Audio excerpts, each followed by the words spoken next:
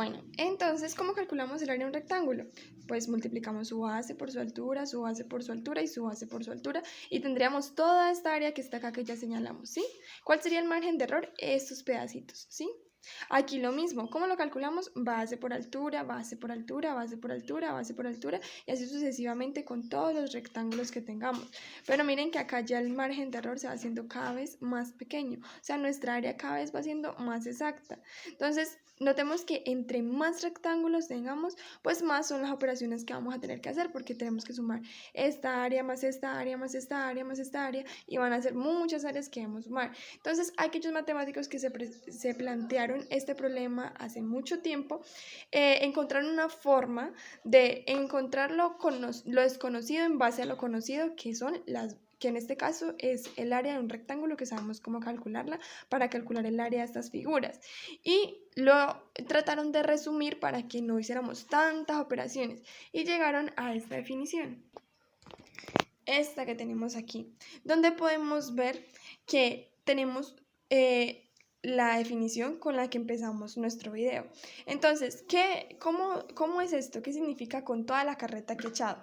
Pues muy simple, que nosotros utilizando la base y por la altura, que es el área de un rectángulo, llegamos a la conclusión que podemos hallar el área que está debajo de una curva, ¿sí? Entre más rectángulos tengamos, ya dijimos que más exacta va a ser nuestra área. Entonces, n va a ser el número de rectángulos que vamos a tener. Y como cada vez va a ser más y más y más y más y más rectángulos, entonces vamos a hacer que nuestro n tienda a infinito, porque entre más rectángulos tengamos y entre más saquemos el área de esos rectángulos, al sumarla va a ser más exacta nuestra área y menos margen de error va a haber. Entonces, ¿qué podemos concluir? Este límite cuando n tiende a infinito significa eso, que entre más rectángulos tengamos, pues mejor, más exacta va a ser. De la suma de cada una de esas bases, de cada una de esas áreas, perdón, esta es la sumatoria, ¿sí? Este símbolo es de sumatoria. Significa que nos suma todas esas áreas, ¿sí? Hasta el número que hayamos escogido, por ejemplo, 3 rectángulos, 5 rectángulos, 8, 10, 15, 20, 100, 1000, no sé cuántos, pero son muchos, ¿sí? De la base por la altura, donde nuestra altura está representada por f de x sub i, y este asterisco pues es una notación, ¿sí? No es nada relevante, pero para simbolizar. Miren, acá tengo x sub 0, x asterisco sub 0, x asterisco sub 1, que son la base de cada uno de nuestros rectángulos. Y esta está representada por nuestra altura porque este es nuestro eje X, ¿sí? Y este es el eje Y. Y el eje Y es imagen del eje X. Por lo tanto, entonces va a ser la imagen de esto que está acá. Entonces, de X asterisco de X sub I, donde I representa cualquier número, ¿sí? 0, 1, 2, 3, cualquier número. Entonces, esa va a ser nuestra altura y nuestra base va a estar representada cada vez entre más rectángulos tengamos, más pequeñitos, más pequeñitos, más pequeñitos van a ser. Y va a ser un pedacito, las bases serían un pedacito de nuestro eje X. Entonces, eso es lo que nos representa. Y todo esto lo resumieron en esta integral. ¡Wow! Sí, todo esto es igual a esto. ¿Por qué? Porque esta integral lo que realmente significa es que es una suma. ¿Una suma de qué? Una suma de las áreas de todos esos rectángulos, ¿sí? ¿De dónde? Ah, pero es que hay algo curioso. Y es que yo les he dicho que esto va hasta el infinito, ¿cierto? Esto va y esto se extiende hasta el infinito.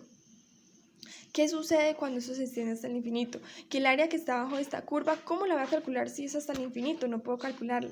Pero si yo cojo un tramo, ¿sí? De la curva,